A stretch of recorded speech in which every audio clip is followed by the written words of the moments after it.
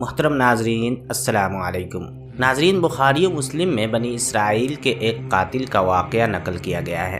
حضور اکرم صلی اللہ علیہ وسلم نے اللہ کے یہاں توبہ کی قبولیت سے متعلق صحابہ کرام رضوان اللہ علیہم اجمعین کے سامنے بنی اسرائیل کے ایک قاتل کا نہایت ہی خوبصورت اور ایمان افروز واقعہ بیان فرمایا کہ بنی اسرائیل میں ایک شخص چوری، ڈکیتی اور قتل میں بہت مشہور تھا اور نہایت معمولی بات پر کسی کو قتل کر دیتا تھا۔ ہوتے ہوتے اس کے ہاتھ سے 99 افراد کا قتل ہو چکا۔ اس کے بعد اس کے دل میں احساس پیدا ہوا کہ مجھے بھی تو اللہ کے یہاں جانا ہے۔ چنانچہ یہ فکر بڑھتا رہا اور لوگوں سے معلومات کرتے ہوئے سرگردہ پھرنے لگا کہ کیا میری توبہ قبول ہو سکتی ہے۔ کسی عالم شخص سے ملاقات کی فکر ہوئی کہ معلوم کیا جائے کہ ایسے شخص کی توبہ قبول ہو سکتی ہے یا نہیں۔ لوگوں نے ایک عابد شخص کے پاس جانے کا مشورہ دیا۔ اس شخص نے اس کے پاس جا کر مسئلہ معلوم کیا کہ کیا میری توبہ قبول ہو سکتی ہے اور کیا میری مغفرت ہو سکتی ہے جبکہ میں نے 99 انسانوں کی جان مار دی ہے۔ تو اس عابد کو مسئلہ معلوم نہیں تھا، تو اس نے اپنی عقل سے قیاس آرائی کی، جو آدمی 99 انسانوں کی جان مار سکتا ہے اس کی مغفرت کہاں؟ چنانچہ اس نے کہہ دیا کہ تیری توبہ قبول نہیں ہوگی۔ تو اس شخص نے غصے اور جلال میں آ کر اس کو بھی قتل کر دیا کہ جب میری توبہ قبول نہیں ہوتی ہے تو لاؤ تجھے بھی ختم کر کے 100 پورے کر دیتا ہوں۔ چنانچہ اس نے 100 پورے کر دیے، مگر اس کے دل میں تردد باقی رہا کہ میری مغفرت کی کوئی شکل ضرور ہوگی۔ اس لیے اس نے لوگوں سے پھر معلومات کا سلسلہ جاری کر دیا کہ روئے زمین میں سب سے بڑا عالم کون ہے، اس سے جا کر کے معلوم کروں گا، وہی صحیح مسئلہ بتا سکتا ہے۔ آخر لوگوں نے اس کو بتلایا کہ فلاں جگہ ایک عالم رہتا ہے، اس سے جا کے معلوم کرو۔ چنانچہ اس نے اس بزرگ کے پاس جا کر اپنی زندگی کی کارگزاری سنائی اور 100 آدمیوں کو کس طرح سے قتل کیا ہے سارا کارنامہ سنا کر معلوم کیا کہ اب بتلائیے کہ میری توبہ قبول ہو سکتی ہے یا نہیں۔ کیا اللہ کے یہاں مجھ جیسے گناہ گار کے لیے بھی مغفرت کا کوئی خانہ ہے؟ تو اس عالم کو چونکہ علم تھا، اس نے بتلایا کہ تیری گناہ معاف کرنے میں اللہ کے یہاں کیا رکاوٹ ہے۔ اللہ کی رحمت کا سمندر تجھ جیسے گناہ گاروں کے گناہوں سے بہت بڑا اور بہت وسیع ہے۔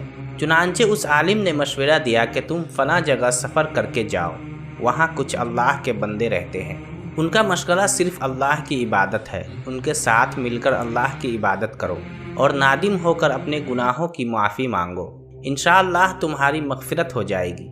جب اس شخص نے آدھا راستہ طے کر لیا تو ملک الموت آ گئے اور اس کی موت ہو گئی۔ اس شخص کے پاس جب ملک الموت آیا تو وہ شخص سینے کے بل اس سرزمین کی طرف گھسٹتا گیا۔ اب اس کی روح لے جانے کا مسئلہ کھڑا ہوا۔ آسمانوں سے رحمت کے فرشتے بھی آئے اور عذاب کے فرشتے بھی۔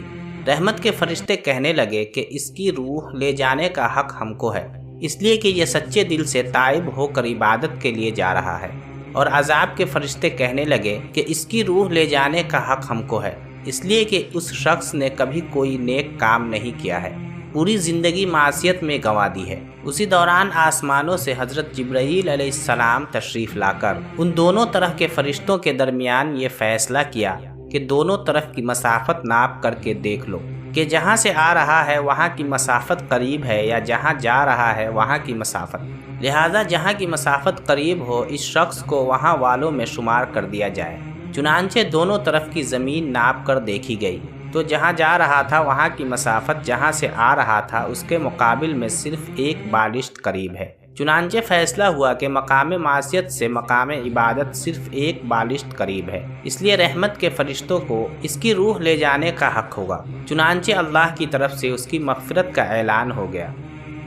حدیث قدسی میں آتا ہے کہ میں اپنے بندے کے ساتھ اس کے گمان کے مطابق ہوتا ہوں اور وہ مجھے جہاں بھی یاد کرے میں اس کے ساتھ ہوں۔ بخدا اللہ تعالیٰ اپنے بندے کی توبہ سے اس سے زیادہ خوش ہوتا ہے جتنی خوشی تم میں سے کسی ایسے شخص کو ہوتی ہے جس کا جانور بیابان میں گم ہو کر پھر اسے مل جائے۔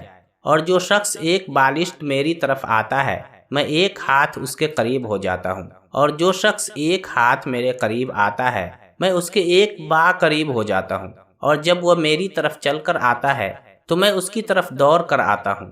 معلوم ہوا کہ انسان جب بھی سچے دل کے ساتھ توبہ کرے گا تو اللہ تعالیٰ ضرور قبول فرمائیں گے۔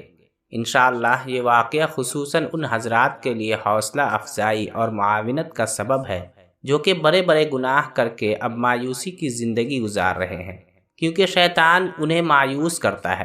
بہرحال گناہ گاروں کو شیطان کی باتوں میں آ کر مایوس نہیں ہونا چاہیے، بلکہ اللہ کی رحمت سے اچھی امید رکھ کر سچی توبہ کے ذریعے اپنے آپ کو پاک و صاف کر لینا چاہیے۔ اللہ تعالی ہم سب کو عمل کرنے کی توفیق عطا فرمائے، آمین یا رب العالمین۔